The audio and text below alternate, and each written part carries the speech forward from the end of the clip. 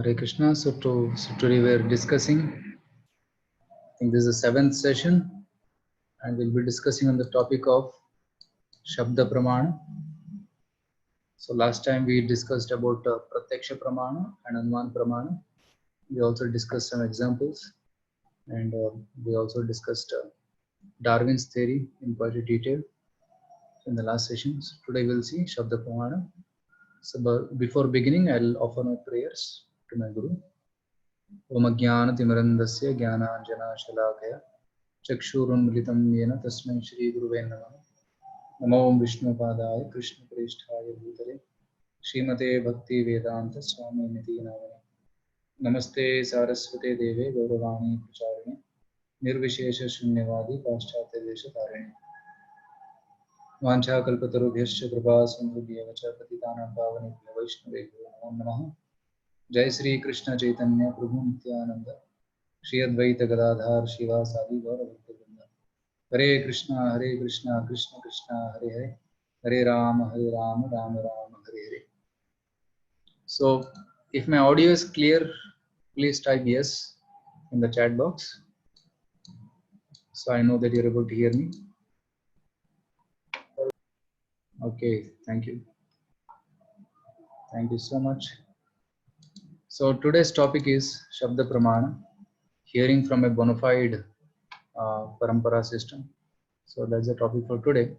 But before starting this topic, I'd like to show you a video.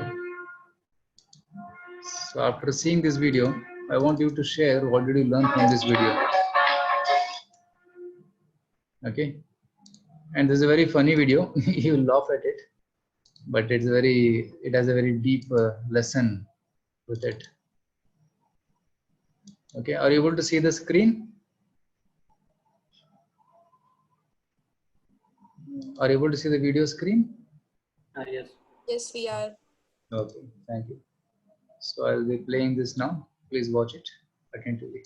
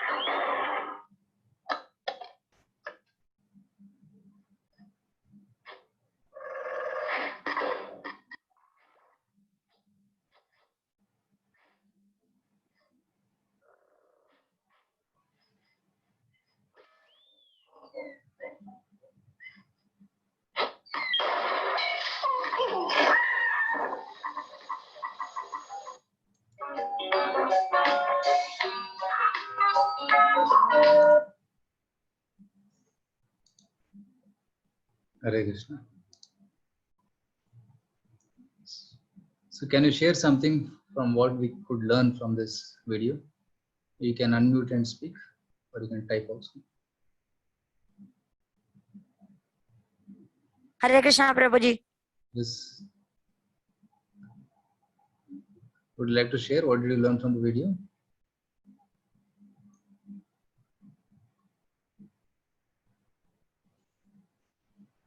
Okay, Shiva is typing here. If you don't know to use something properly, if you try to use it, we'll be in trouble. Correct? Right? Shiva is writing. That person did not know how to use the treadmill. It's a running mill. So what happened? He was experimenting. This button, that button. So what happened? It was going fast, sometimes reverse, sometimes stopping, sometimes high speed. So he got fed up because he was trying to experimentally use it, right? Okay, many are agreeing with Shiva.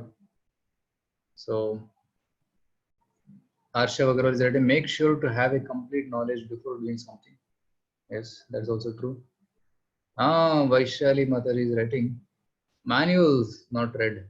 Okay, he should have first read the manual of this book and then he should have used it, isn't it? He started using the book without the manual.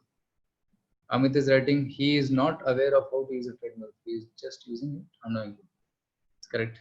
Sometimes it happens with us also that we take some gadget and we start playing with it and it breaks, especially some new high-end machines or gadgets. So we spoil it because of not using it properly or not plugging into the power socket properly. Sometimes high voltage comes, so because of that it gets spoiled. Right? Prashant is writing must have observed wrongly. Yeah, so he must have pressed wrong buttons. So from this we can connect it to Pratyaksha, Anumana and Shabda Pramana. So this person using the treadmill, he was using his Pratyaksha Jnana and Anumana Jnana. This button may be for this button may be for that. So he was trying to press the buttons and trying to find out what it is, how it works. But he ended up in trouble. But the best way of using that treadmill was read the manual. Then you will know, okay, this is forward, this is backward, this is accelerate, this is stop. So all these buttons will be there. And then he uses it, then he will be safe. Right? Similarly, in this world also, if we try to experiment with our life, then we'll waste time and we'll waste our time and end up in trouble. But if we follow the instructions of God as given in Shastra, the Bhagavad Gita, Srimad Bhagavatam, and many Vedas and Puranas, if we live our life according to that, we'll save a lot of time and we'll be also happy. Right? For example, take the example of eating. Now, Lord in this creation has made many varieties of food to eat. But for us, for human beings, what is fit? That Krishna has told in Bhagavad Gita, 17th chapter.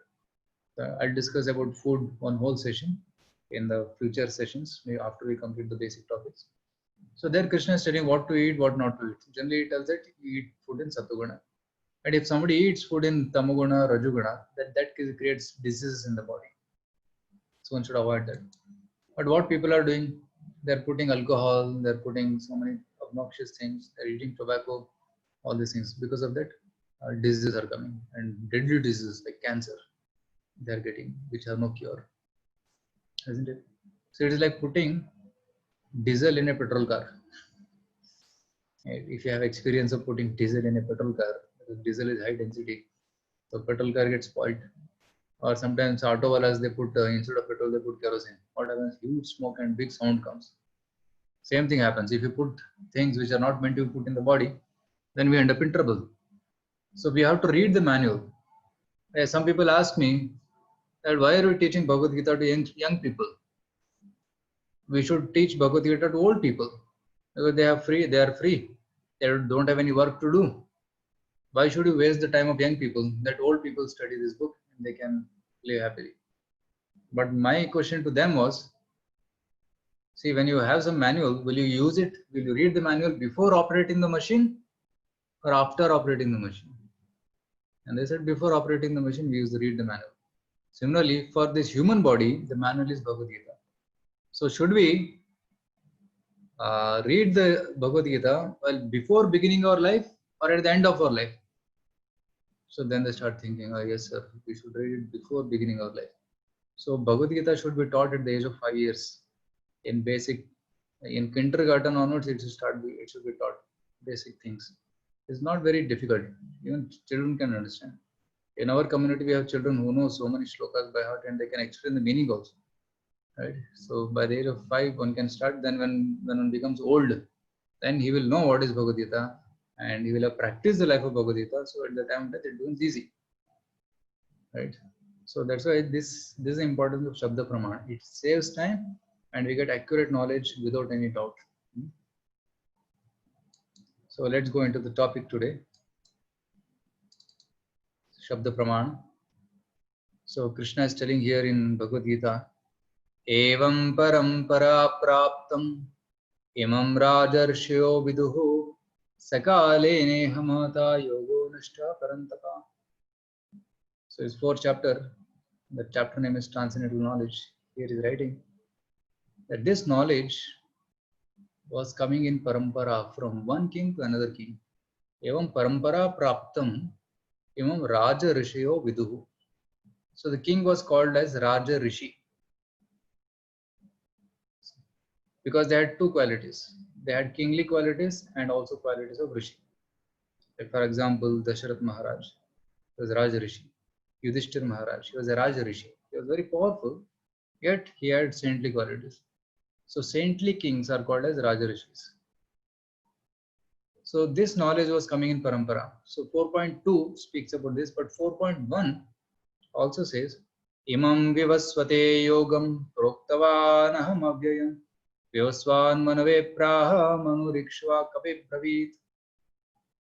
Krishna is telling that I spoke this knowledge of Bhagavad Gita long ago to sun god Vivasvan. Imam vivasvate yogam. So Surya is a graha, is a planet, but there is a presiding deity of that planet which is called Surya. So, and the king ruling there is Vivasvan. Similarly, each planet has got a presiding deity, like Chandra has got Soma, right? Shani Graha has got Shani personality ruling that kingdom. So similarly, in sun god, in Surya, there is Vivasvan. And Vivasvan Manu Praha, he spoke it to his son Manu, and Manu spoke it to Ikshvaku. So like this, kings gave it in knowledge in parampara. But this parampara, over a period of time, became lost. So there was a disconnect. So because of that disconnect, the knowledge, actual knowledge was lost. So then Krishna is re-establishing that knowledge again now through Arjuna. Saevayam mayatedya yoga prokta puratana bhaktosi me sakha cheti rahasyam hi etaduttamam. Bhagavad Gita 4.3, Krishna is telling that same knowledge which I spoke to sun god many years ago, millions of years ago, that same knowledge I am giving to you now because you are my very dear devotee. Bhakto me sakha cheti, and you are also my friend. Because of that, I am giving this knowledge to you today. So kindly hear. So this is the parampara system. And this knowledge is coming down. So this one line of parampara is Krishna giving to Vivasvan and then Manu, and then it's coming down like this through Arjuna. That's one line, but there's another line also. Krishna gave knowledge to Brahma, Brahma gave knowledge to Vyasa, Vyasa gave to Narada Muni gave to Madhvacharya, and then coming in that line. So the ISKCON is coming in this line of Brahma Madhva Sampradaya. So ours is this Brahma Madhva Gaudiya Sampradaya. So I'll show a video which Prabhupada is speaking. Srila Prabhupada, the founder of ISKCON. We have simply repeat. Srila Prabhupada is speaking this video in his own voice. So it gives the parampara system. We haven't got to manufacture something. We simply repeat the words and the instruction given by the predecessor. Krishna instructed Brahma, Brahma instructed Narad, Narad instructed Vyasdev, Vyasdev instructed Madhyacharya, and in this way, then Madhavendra Puri, Ishwar Puri, Sri Chaitanya Mahaprabhu, then the 6 Goswamis, then the Srinivas Acharya, Kaviraj Goswami, Narottam Das Thakur, Vishwanath Chakravarti, Jagannath Das Babaji, Bhaktivinoda Thakur, Gaur Kishore Das Babaji, Bhakti Siddhanta Saraswati, and then we are doing the same thing. There is no difference. That is the specific procedure of the Krishna consciousness movement.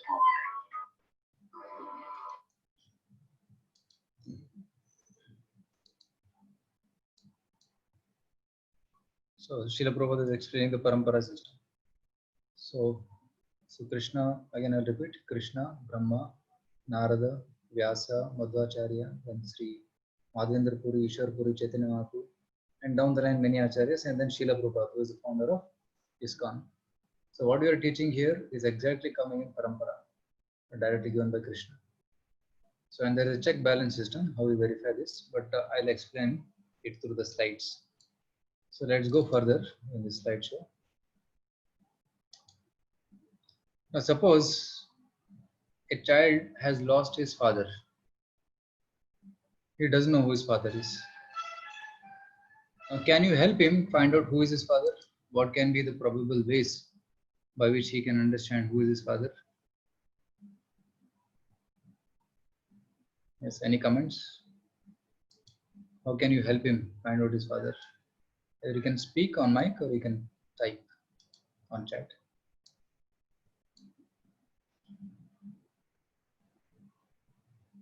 He has never seen his father since his birth. Okay. So Gunjan is writing, take them to his mother. Okay. Any other comments? The information should come from a point of authority. Okay. So who is the authority? In this case, mother, correct? Mother is authority. So yes, all of you are able to understand this example, this story. So now there is one way of finding out who his father is, which is a very long way. That's called DNA testing. Right? Suppose this boy is born in Bangalore, South Bangalore, suppose, and there are about 1,000 men staying in this area. So in that, maybe 100 people are probable, or 200 people are probable. Maybe his parents, maybe his father. So take the genetic print of this child and all these men, and then you try to match it. It will take 800 years to do this genetic fingerprinting. By the time the child will be dead, isn't it? So this inductive method or experimental method takes long time, and still there is doubt whether it's correct or not, because experiments sometimes fail. You have to do the experiments many times, right? In my college days, we used to remember they'll tell us to make some take some readings on electrical circuits, right? And they'll tell you take 3 or 4 readings and then take the average, because you'll not get the correct reading at any time, because there are some errors even during the experimentation. Then we take the mean reading. So then put the graph also sometimes, and we get take the mean. And because the experiment also faulty sometimes. So the easy method is, as Prashant and Gunjan said, mother can tell. You just take the child to the mother. Mother will say, "He's your papa." So then there will be no doubt, because mother knows. Mother is the authority, because the child connection is there with the mother. When the child is born, the umbilical cord connection is there with the mother. So there is no doubt about who is the mother.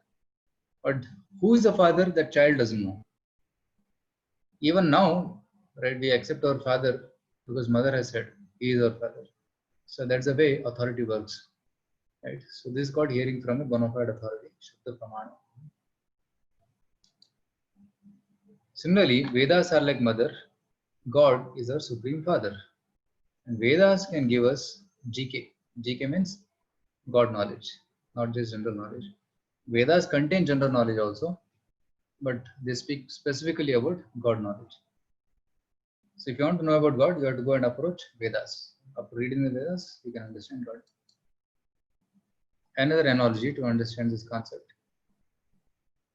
So like some of you may be graduates of engineering or medical or some other branches. So when you wanted to study that graduation, you chose a particular college. We don't choose any college. First we do a research, which is a top college, which are all accredited colleges. So in those colleges only we take admission. And when you go to that college, you also check that are professors there qualified? Are they having degree? Are they PhD holders? Are they expert in teaching? Right? So you go to authorized college, which has authorized professors, and do they refer to authorized books? Are the reference books which they refer prescribed by the main authority, main body? Right? So these are 3 aspects: institute, teachers, and the book. Similarly, for learning spiritual knowledge also, you need an institute, which is called Parampara or Sampradaya. And second thing is teachers, spiritual teachers in the Sampradaya. Right? They should have also very well read in the Shastra, and they should be able to teach properly. So the second criteria, Guru. First is Sampradaya, then second is Guru. Third is the books. Are they referring to bona fide books? or are they writing their own concocted books? So generally bona fide books have to be referred by parampara. Like we are teaching from Bhagavad Gita, there is a bona fide book. So this knowledge was initially given by Krishna to Brahma. This is told in Srimad Bhagavatam. Tene Brahma Hridaya Adi Kavaye. Right. So this is the first verse of Srimad Bhagavatam. Srimad Bhagavatam is a topmost Purana. It's called Amala Purana. So Krishna says there. The full verse goes like this. Janmadasya tonmaya jataratascharthi svabhigyaswarat tene brahma hridaya adi kavaye muhyanti yat surya tejo varimrdham yatha vinamayo yatra sargo mrisha dhamna svena sada nirastakuhakam satyam param dhimahi. So this shloka tells the definition of God and how God gave knowledge to us. Janmadhyasya yataha, from whom everything began. That is God. God is not created by anybody, but God created everything. That is God. And He knows everything about this universe, directly and indirectly. Just like we know what if some ant is crawling on our back, we can immediately sense it. Similarly, the whole universe is God's body. So whatever is happening in any part of the universe, He knows it. Right? So that is the point. And Krishna gave this knowledge to Brahmaji long ago at the time of creation. I see some hands raising. If you have questions, then we will take it at the end after finishing my presentation. Okay. So the Vedic knowledge was revealed by the Supreme Person within the heart of the first created being, Brahma. So it is a heart transfer. So then the wisdom came down through disciplic succession. This year, Krishna, Brahma, Narada, and Acharya Parampara and Srila Prabhupada, the founder of ISKCON. And ISKCON is not a new society. ISKCON is a very ancient, old society. And only name may look very new, but it's the age-old parampara, more than 5,000-year-old parampara this is. And this ISKCON name stands for International Society for Krishna Consciousness. ISKCON, International Society for Krishna Consciousness. And Prabhupada gave this name in New York. It was Prabhupada at the age of 70, he went to New York to start this preaching mission there. So there he coined this term ISKCON, and then he established ISKCON there. And then it became famous as ISKCON all over the world. But it's actually age-old parampara. So the knowledge was coming down in parampara, but 5,000 years back Vyasa wrote it. So Shabda is also called Shruti, means sound vibration. So the Shabda was given by Krishna to Brahma, it came down. But 5,000 years back, Kali Yuga began. And Vyasadeva, you can see in the photo, he is Vyasadeva. He could foresee that people in Kali Yuga will be dull-headed. They cannot remember. So I need to write down. So then he started writing down. Otherwise, people are Shrutidars. Guru will speak once, student will recite 3 times, and they'll remember for life. Never they will forget. So such students existed in the past, and they were called Shrutidhara. Once heard, always remember. So that, and like this, they memorized books after books. Everything was there in their brain. They don't have to carry any books. They're just they're walking libraries. That kind of capacity people had before 5,000 years. Even up to 1,000 years back, there were some examples of Shrutidhars who could memorize books by one reading. So Vyasadeva, he wrote down all the books in writing on palm leaves. That happened 5,000 years back. And Vyasa had many disciples. So he handed over particular section of books to each one of them to preserve and propagate them. So that is how we get these books in Parampara system. Okay. So there are 4 bona fide sampradayas. Shri Brahma Rudra Sanaka Chatvari Kshiti Pavana. So therefore, Shri means Lakshmi Sampradaya. So where Lord gave knowledge to Lakshmi first, and then in that Sampradaya, one of the main acharyas is Sripad Ramanujacharya. Right? Especially those who are in South India must be well aware of Ramanujacharya.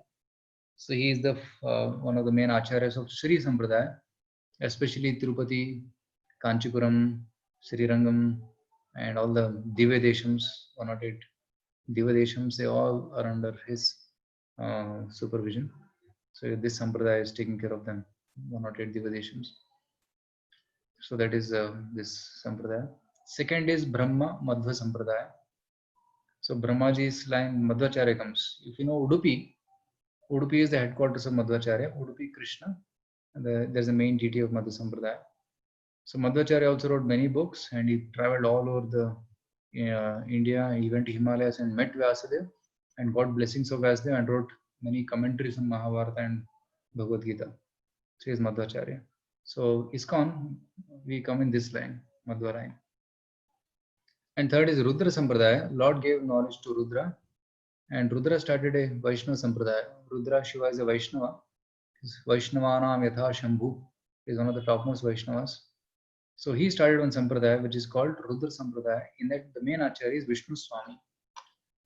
And Chatush Kumaras, they got knowledge from Lord Sankarshana, and they started another Sampradaya in which main Acharya is Nimbarka Swami. So like these four paramparas are coming in this world. So these are the four universities. If you want bona fide knowledge, you can get connected to any of these four, and you can get authorized knowledge. So, and our teachings are authoritative, pure and safe to accept because they are based on the works of His Divine Grace A.C. Bhaktivedanta Swami Sri Rupa, a pure devotee of Lord Krishna coming in the Brahma Madhva Gaudiya Sampradaya. Prabhupada at the age of 70, he wrote 80 books which are published in more than 90 languages all over the world and distributed in millions of copies all over the world.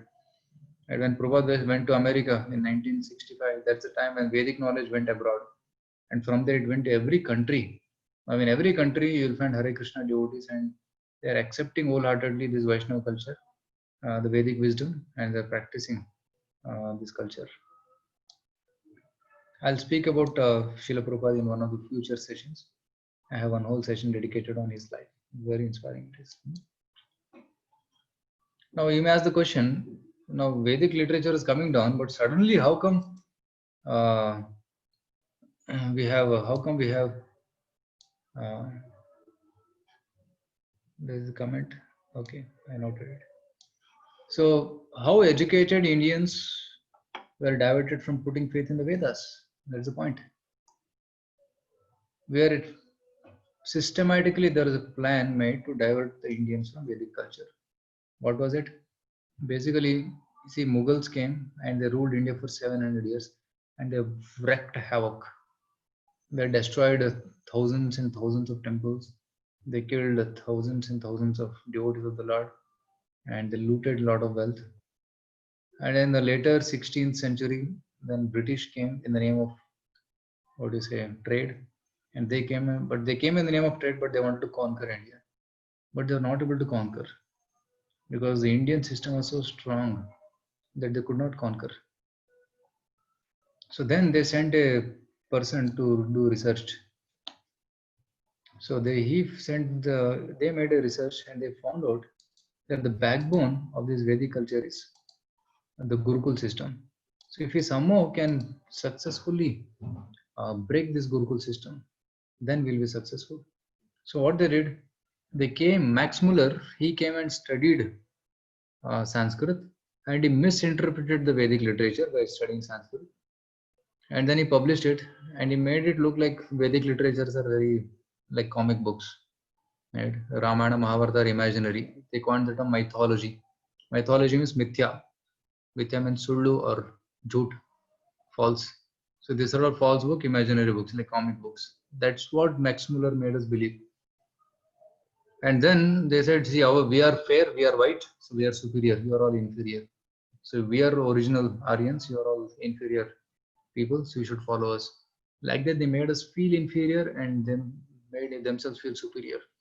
That's how they made us follow English system of education. So they stopped Gurukul system forcibly, and then they introduced English system, and they were teaching Christianity and their literatures there. And then slowly they converted people in India to British.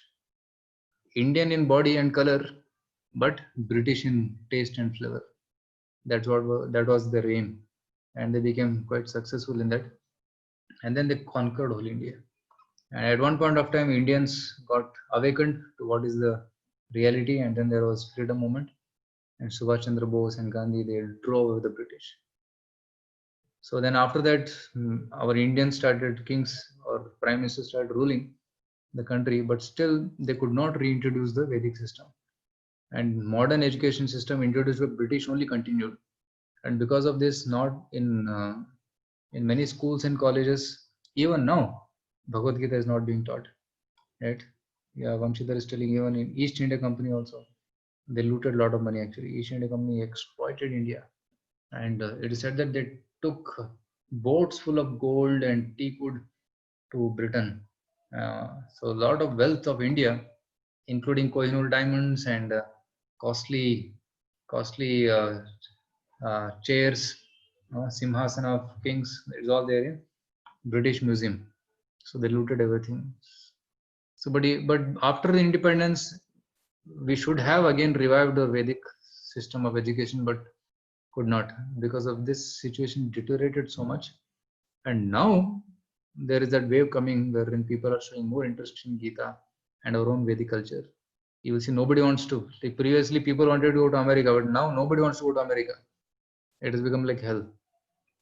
People don't want to go to Europe also.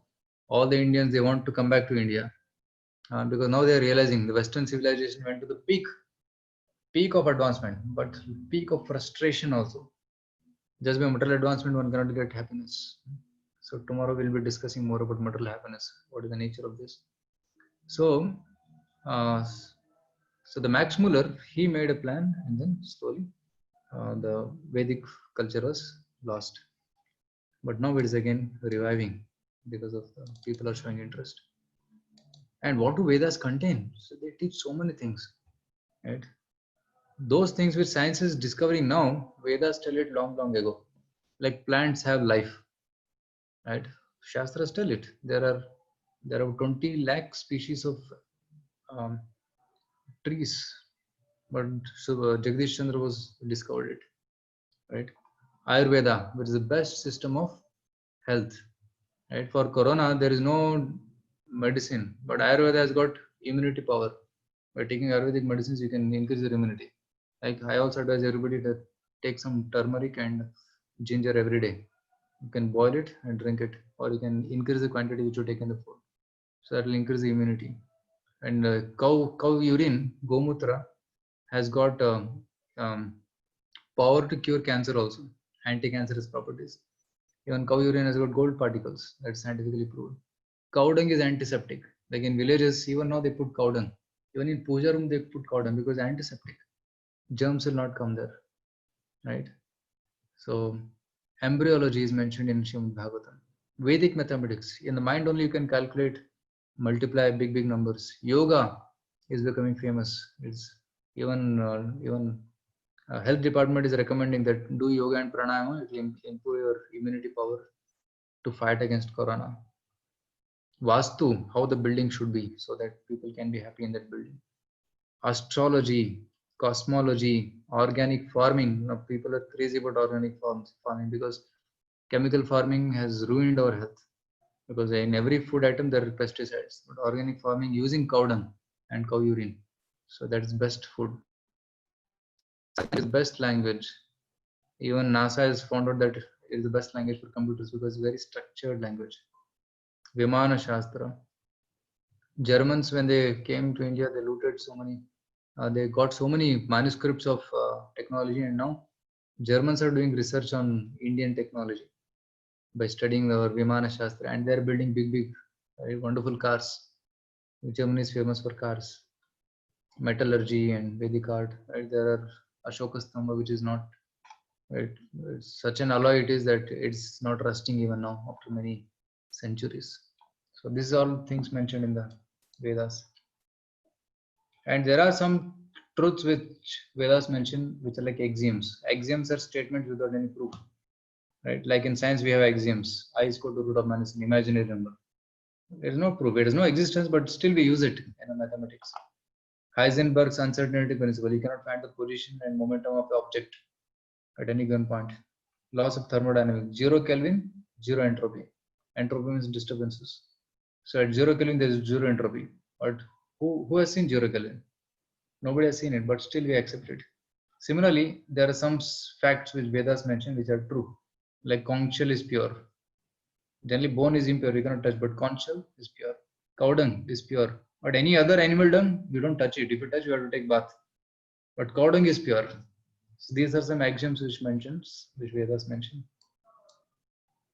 And this is the tree of Vedic knowledge, Shruti and Smriti.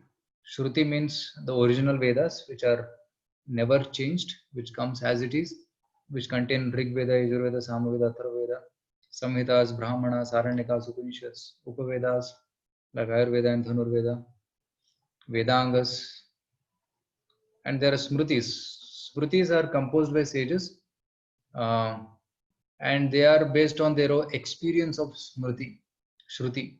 Whatever they have heard, when they realize it and the realized words, they write it. So that's called Smriti. And all the Puranas, Pancharatras, Itihasas, Shad Darshanas, Tantras, rituals, they all fall in this. Even Vedanta, Mimamsa, Nyaya, Vaisheshika, Yoga, Sankhya, Shad Darshanas. So they also come in Smriti category. Shrutis are generally very difficult to understand. Smritis are easy to understand because Smritis quote many stories and pastimes and examples, which makes it easy to understand. Right? And Mahabharata comes in Smriti, so it's very easy to understand. So like this is a tree of Vedic knowledge. It is said that Vedas contain 1 lakh into 1 lakh shlokas, or 10 to the power of 10 shlokas, very vast. But the essence of all Vedas is there in Bhagavad Gita. In 700 shlokas, the entire essence of the Vedas, what we need to know, that much is there in Bhagavad Gita. If we don't have time to read everything, at least we should read Bhagavad Gita thoroughly. Then we can read Bhagavad Puranam thoroughly. That is sufficient. So this is Shabda Pramana. So basically today we discussed that video about how the person was trying to experiment with that treadmill, where we learned that how Pratyaksha and Anumana Pramana may end us in trouble. But Shabda Pramana is best. We have to read the manual. Then we saw how Krishna gave this knowledge to Arjuna, and long back he had given to Sun God also. And we saw the story of analogy of a child trying to find out who his father is. So the best way is to understand from mother. And then we saw that DNA testing is very laborious process. Then we saw that how college, teachers and books, similarly Parampara, Guru and Vedic books should be bona fide. In such Parampara we can get knowledge. So then we saw 4 Paramparas, Shri, Brahma, Rudra, Sanaka. So these 4 Sampradayas are there in this world. And we are coming in Madhva Sampradaya, Brahma Madhva Gaudiya Sampradaya. We call it as Brahma Madhva Gaudiya Sampradaya because Chaitanya Mahaprabhu also came in this line. So Chaitanya Mahaprabhu is also called Gaudiya or Gauranga, his golden color body. So it's called Gaudiya. And then we saw that what Vedas contain and also how the Vedic culture got deteriorated in India because of the British and the foreign invasions. And we also saw the different branches of the Vedic knowledge and what are Shruti and what are Smritis. So this is in essence the knowledge given in Vedas. So from next session onwards, we'll discuss what is the important essence of the Vedic knowledge. So next session we'll discuss about that. Basically, we all want happiness. How to find that happiness is given in Vedas. So that will be the topic of tomorrow's discussion. So now if you have any questions, you can ask. If you have any questions pertaining to today's session. Right.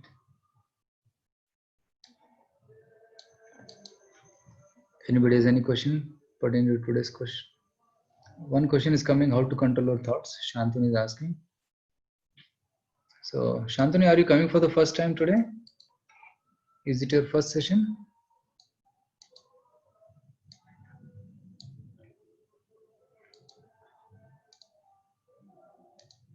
Hare Krishna.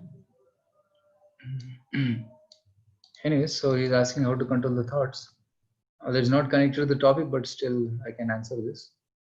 So thoughts are there in the mind. They are like programs in the computer.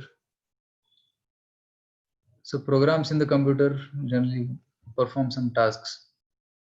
But if some virus enters, then the virus troubles the computer and it hangs the computer. Similarly, there are some good thoughts required and there are bad thoughts which are not required. So what you have to do is you have to try to remove the bad thoughts and keep the good thoughts. We cannot empty the mind of all thoughts. Some people try to do meditation by emptying all the thoughts and think of nothing. That's not possible. Because thought of thinking of nothing is also a thought. So we cannot make it void. So we can keep positive thoughts and we can eliminate negative thoughts. That's how we can try to control the thoughts. So for that, we have to keep putting positive thoughts. Like we are discussing Bhagavad Gita every day. So we are discussing positive thoughts based on what Krishna is speaking. So many people have found their experience. I read all of your comments also in the WhatsApp group. So I was very happy that many of you are getting benefit of this. So many of you have written that it helps. And some of you written that this knowledge you're finding it very interesting and very wonderful. And some of you want to understand Gita thoroughly. It's very good. So when you keep reading Gita and attend such sessions, you'll get more positive thoughts and negative thoughts will go away. Okay. Thank you so much. Any other question anybody has?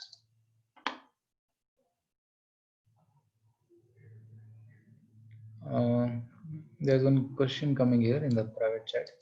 How to use these values in the day-to-day life? We're not surrounded with people who know such knowledge. How to tackle this situation? Very nice question. Right. So there may be people surrounding us who may be like in workplace or in some place where they feel they're full of negativity and they try to influence us by the negativity. Right. So what we have to do is we have to first take in positive, like we are getting this Zoom session every day. So you keep attending it every day, you will learn a lot. And when you learn a lot, we will also teach you how to practically apply this. First, we are learning theory now. Bhagavad Gita is not a theory book. It's also a practical book. So we'll teach you meditation techniques. After 3 sessions, I'll be introducing meditation, where you can start doing meditation, especially mantra meditation, which is extremely powerful. So, and we'll also teach you how to practically practice this Bhagavad Gita in your lifestyle. How to implement this knowledge in your lifestyle. How to become a walking, talking Bhagavad Gita. It's not just a theoretical book to be read and memorized. No. We have to become walking, talking Bhagavad Gitas. You should become a representative of God. So such a transformation we can bring in our life. Slowly, step by step, I'll be introducing to all of you how to practice this in our life. So stay tuned to this. So we can begin with meditation. And you're asking about how to tackle these situations. It is based on case-to-case basis. Right. So we'll teach you how to tackle different kinds of people at your workplace, at your family and other things.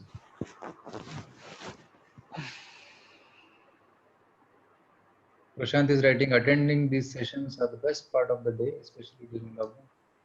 I was actually looking forward to discussions. Thank you very much, Prashant, for your comment. Shiva is asking, Prabhuji, are Devi or Shiva or Krishna all one? And the same Parabrahman, Supreme Lord? There is Shiva Sampradaya, Devi Sampradaya, which means those who worship Shiva or Devi can also attain enlightenment and become one with the Supreme Lord. There is slight difference. Devi is Shakti and Krishna is Shaktiman. Okay. So they are all different tattvas. There is Vishnu tattva, there is Shambhu tattva, there is Shakti tattva. So Shakti is always subordinate to. Hey, Raja. Kindly mute your phones.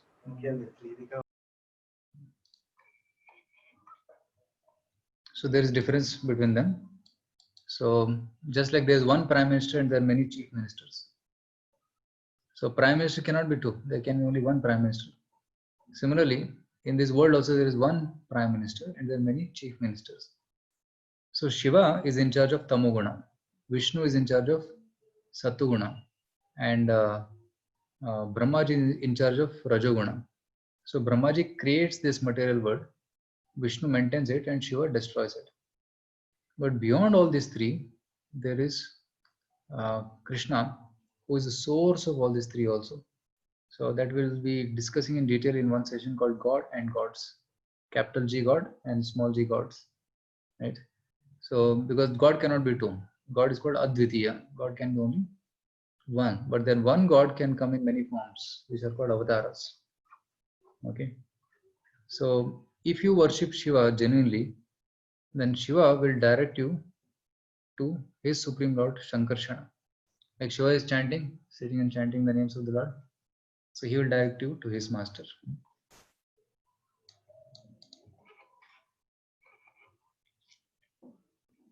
So we'll discuss more about this, Shiva. Your name is also Shiva.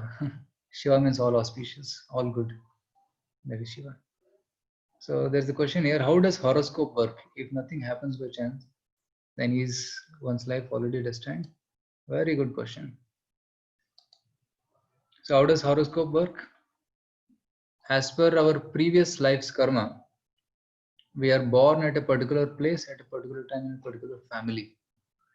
So by knowing the time and place of your birth and the position of stars and planets at the time, one can know what is one's previous karma, means what is one's destiny in this life, right? How long he will live, what problems will come in his life, that can be seen through that horoscope. That's what basically horoscope is, predicting your future based on your time of birth. So now at the time of birth, if you predict for next 70 years, suppose lifespan is 70 years, if you predict, okay, there are some good phases and bad phases in life at particular years, okay, so that destiny is created because of your past karma, okay. But now when you're born, your future destiny is something, but based on your choices which you do right now, you can change your future destiny also. So in one sense, it is fixed because of our previous activities, but based on the choices we make moment to moment, that destiny keeps changing also. Like suppose you start coming to temple and worshipping Lord, you chant the mantras of the Lord, and destiny changes.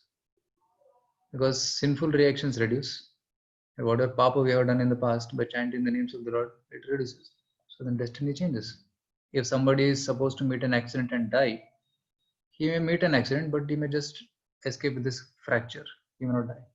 So the destiny changes. It's dynamic. It's not fixed. It is fixed as per your previous karma, but based on your current choices you make, it changes also. So Shantanu is asking, can one manipulate his karma? Horoscope, worshipping particular planet? See, planets have limited influence. Right? If your horoscope says something, by worshipping that particular planet, you may postpone the problem, but you cannot avoid the problem. Okay, you can postpone the problem to a future date, but you cannot avoid it, because what karma is supposed to come, it will come. So people do this shanti, that shanti means what? They're right now, I don't want this bad thing to happen, but in future it will come. But if you worship the Supreme Lord Krishna, Krishna says, Aham tvam sarvapapibhyo mokshayishyami. Bhagavad Gita 18.66, Krishna says, Sarvadharman parityajya mamekam sharanam vraja aham tvam sarvapapibhyo mokshayishyami masucha. Krishna says, I can free you from all the karmas, because Krishna says, Gama vishyacha bhutani dharayam aham mojasa. I am the controller of all the planets. Krishna says in Bhagavad Gita. Now you may see Shani, Mangal, Rahu, Ketu, they are all bad negative planets. So if they influence you, by worshipping them, you may postpone the problem, because they also have limited power. But Krishna is controller of all these planets. So when you worship Krishna and surrender to him, Krishna says, I can take care of all the planets. If you worship Krishna Graha, then all other Grahas influence will not act. Okay, so the only way to change is by surrendering to the Lord. So horoscope can be changed by strong thoughts? No. It cannot be changed, because thoughts are influenced by our planets. Planets control your thoughts. They influence your thoughts. So if you want to make our thoughts strong, then you have to meditate on Krishna. Meditate on the names of the Lord. Then you can get the strength to overpower their influence. Otherwise, it is not possible. So you have to hold on to something powerful. We are not powerful. We are tiny. You compare the size of a graha and your size, how much it is? How can you overpower them? No, not possible. But when you connect to strong, powerful Supreme Lord like Krishna, then you can overpower their powers. By his strength, you can overpower them, but not by my strength. So how to make good choices, which will take us to flora and what is flora and fauna? I understand it is trees and animals. If we have bad thoughts, if we have animalistic thoughts, then one may become an animal. If one if one is dull like a tree, one may become a tree in the next life. So that is there. But we have to make choices to come closer to God. So by reading Bhagavad Gita, we'll come to know what to be done, what is not to be done. So Bhagavad Gita is like a map. So when you have the map of Bhagavad Gita with you, then you can get the intelligence to decide the right choice. You get the strength to choose the right choice also. Right. So one should read Bhagavad Gita. Now we have started the sessions in Bhagavad Gita. We have not yet entered the Bhagavad Gita fully. We are just introducing Bhagavad Gita to all of you, building faith in that. Shantanu is asking, thinking about a crime is crime? Actually, thoughts eventually become words, and words become actions. Actions become character. Character becomes a culture. So thinking may not stay at the thinking level. It comes to acting level also. So better to avoid thinking of crime, right? Because eventually it will come down to action platform. Like somebody is thinking of stealing, then you end up stealing something. So that's why that is also bad. One should try to avoid negative thinking, like criminal activities. Instead, one can think of the beautiful form of the Lord, thoughts of Bhagavad Gita. Like we are churning the discussion now. Better to engage our mind in such kind of churning rather than thinking of negative.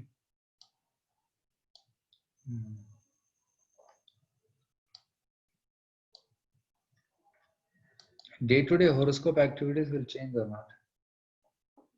I didn't understand your question. If you can explain.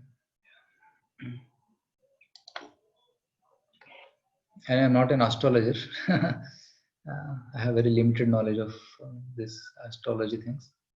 But there are expert astrologers. You can consult them. They'll be able to tell more. Okay, but I only know one thing, that if you want to transcend the influence of the planets, then you can take shelter of Krishna. As Krishna himself says in Bhagavad Gita, Sarvadharman parityajya mamekam sharanam vraj. Aham tam sarvapapebhyo moksheshyami masacha. Okay. So thank you very much. Yeah. Prabhuji, one last question. Yes, Prashant. Yeah, Prabhuji, I have this doubt. It's been there for a long time. Yes. That What is it? people say stay positive or keep your belief in God or whatever it is, like believe yourself or keep believing God or to stay positive. So when things turn very bad, I mean the surroundings or anything, how to maintain the same belief? Because okay, you take the example of even the current ongoing pandemic. So people have started losing their morale. So how do I stay? I mean, I can always remember, I can chant Lord's holy names, but then that feeling, how do I get that? That is my question. Yeah, so nice question. So how to maintain that positivity even in adversity? That's the question. So we have to see that God's hand is there in everything. Right? So we have to see the hand of God in everything. Now, if some negative is happening around you, now we can understand that it's happening because of some cause. Maybe people have done something wrong because of that negativity spreading. But now I, being a devotee of the Lord, understanding this knowledge, what can I do to them? I can become an instrument of positive change in their hearts. So I can become positive to the degree I am connected to the positive. Right? Suppose people are thirsty. If you can distribute water to them only when you have water. If our well is only empty, our tank is empty, how can we distribute water to others? Similarly, if we are positive, so positive that we can give positivity to others, then we can help others. So we can be positive only when we are strongly connected to the Lord in our heart. So that heart-to-heart connection has to be there to the source of positivity. Only then we can become positive change in the world. Like yesterday, my spiritual master was giving an example that bee, there's a honeybee, it goes to the flower, collects the nectar. It takes the nectar and goes and deposits it. And along with that, it takes pollen also and distributes it everywhere. Similarly, we go to Krishna, who is like nectar, or Bhagavad Gita, which is like nectar, and take the wisdom and try to distribute it everywhere. So in this time of negativity, we can enhance positivity, right? So now we have started the Zoom sessions. Why? So to increase positivity by discussing positive things.